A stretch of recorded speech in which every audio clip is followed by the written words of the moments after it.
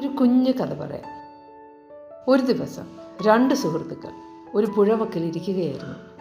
നദി ശാന്തമായി ഒഴുകുന്നു. പതിവില്ലാതെ വെള്ളത്തിനുള്ളിൽ മീനുകൾ നീന്തിമറിയുന്നു. ഒന്നാമൻ അവയെ നോക്കി പുഞ്ചിരിച്ചിട്ട് പറഞ്ഞു, ഈ മീനുകൾ എത്ര സന്തോഷത്തിലാണ് നീന്തുന്നത്. ഇതാണ് അവരുടെ യഥാർത്ഥ ആനന്ദം. രണ്ടാമൻ ഉടൻ ചോദിച്ചു, നീ മനുഷ്യനല്ലേ, നിനക്കെങ്ങനെ മീനുകളുടെ സന്തോഷമറിയാം? ഒന്നാമൻ ചിരിച്ചുകൊണ്ട് പറഞ്ഞു, നീ മനുഷ്യനല്ലേ, എനിക്കത് അറിയില്ലെന്ന് നീ എങ്ങനെയാണ് അറിയുന്നത്? രണ്ടാമൻ ആശയക്കുഴപ്പത്തിലായി. ഞാൻ മനുഷ്യനാണ്, എന്നിട്ടും നീ എന്താണ് ചിന്തിക്കുന്നതെന്ന് എനിക്കറിയാൻ കഴിയുന്നില്ല. മനുഷ്യൻ്റെ ചിന്തകൾ പോലും അറിയാത്ത സ്ഥിതിക്ക് മീനുകളുടെ സന്തോഷം എങ്ങനെ അറിയാൻ?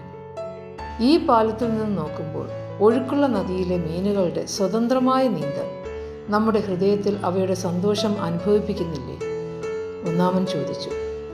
സന്തോഷം, ദുഃഖം, പിണക്കം ഇങ്ങനെയുള്ള കാര്യങ്ങൾ എല്ലായ്പ്പോഴും പറഞ്ഞറിയിക്കേണ്ടവയല്ല.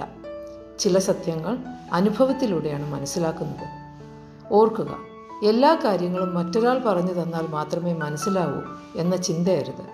ചില കാര്യങ്ങൾ ഹൃദയത്തിലൂടെ, നിശബ്ദതയിലൂടെ, അനുഭവത്തിലൂടെ മാത്രമാണ് മനസ്സിലാക്കുന്നത്. സന്തോഷം, ദുഃഖം, സമാധാനം, സ്വാതന്ത്ര്യം എന്നു തുടങ്ങി പല വികാരങ്ങളും ജീവിച്ചറിയുമ്പോഴാണ് സത്യമായി മാറുന്നത്.